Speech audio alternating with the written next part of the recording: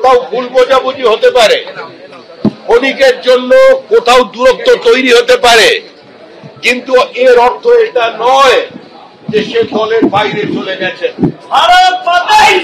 যে আমি নয়, সমস্ত পুরনো কর্মীরা আপনার সঙ্গে আছে। সবার বিশ্বাস আপনার হাত ধরে আমরা নবান্নে পৌঁছবো। আপনি যা আদেশ করবেন, সব কর্মীরা, দিলীপ ঘোষ ও পার্টির একজন সাধারণ কর্মী, আপনার নেতৃত্বে আমরা লড়াই করতে রাজি আছি। বিজেপি নিরন্তর এগোচ্ছে।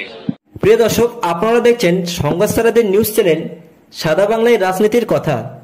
এটা সত্যি অসাধারণ। কেউ কি বলতে পারবে এই দিলীপ ঘোষকে নিয়ে রাজনৈতিক মহলে হইচই উঠেছিল কয়েকদিন আগেই তিনি নাকি তৃণমূলে যোগদান করছেন, কিন্তু আজকে আপনারা কর্মীদের খুশি দেখছেন। বিজেপিতে পুনরায় দিলীপ ঘোষ ফেরার খবর শুনেই সমস্ত কর্মীদের বাঁধ ভাঙ্গা উচ্ছ্বাস দেখে বাগরুদ্ধ দিলীপ ঘোষ। কলকাতার সল্টলেক বিজেপির দপ্তরে দিলীপ ঘোষ পৌঁছানোর আগেই স্বাগতম দিলীপ ঘোষ থেকে ভারত মাতা কি জয় বলেই স্লোগান উঠেছে সমস্ত কর্মীদের।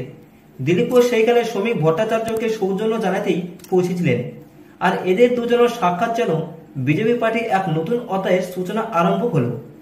দিলীপ ঘোষ বলছেন শ্রমিক ভট্টাচার্য রাজ্যের নয়া সভাপতি, ওনার হাত ধরে কিন্তু বিজেপি পার্টি এইবার 2026-এর নির্বাচনে নবান্ন দখল করবে।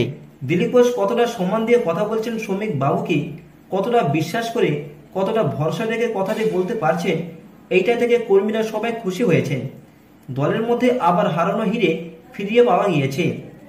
কয়েকদিন আগে এই মানুষটাকে নিয়ে নানান রকমের প্রশ্ন উঠেছিল রাজনীতি মহলে, যাকে ছাড়া 2026-এর নির্বাচন লড়াই করার ক্ষমতাই ছিল না ভারতীয় জনতা পার্টি।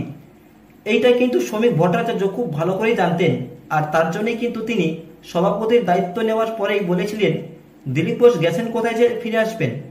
বাড়ি থেকে কেউ ভ্রমণ করতে গেলে কি তাকে কেউ বাড়ি ছাড়া বলে? ঠিক এমনটাই তিনি দিলীপ ঘোষের হয়ে বলেছেন রাজ্যবাসীর কাছে। দলের মধ্যে ভুল বোঝাবুঝি হতেই পারে, তার মানে এই নয় যে দল থেকে বেরিয়ে যাবে। শ্রমিক ভট্টাচার্য বলছেন একটা সময় যারা ঝড় বৃষ্টি ঠান্ডা গরম মাথায় রেখে বিজেপির পতাকাকে বুকে আঁকড়ে ধরে মমতা সরকারের বিরুদ্ধে লড়াই চালিয়ে গিয়েছেন, তারা কি কখনো দল ছাড়তে পারে?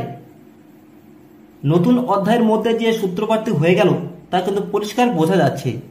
21শে জুলাই উত্তরকোনা অভিযানে থাকছেন শুভেন্দু অধিকারী।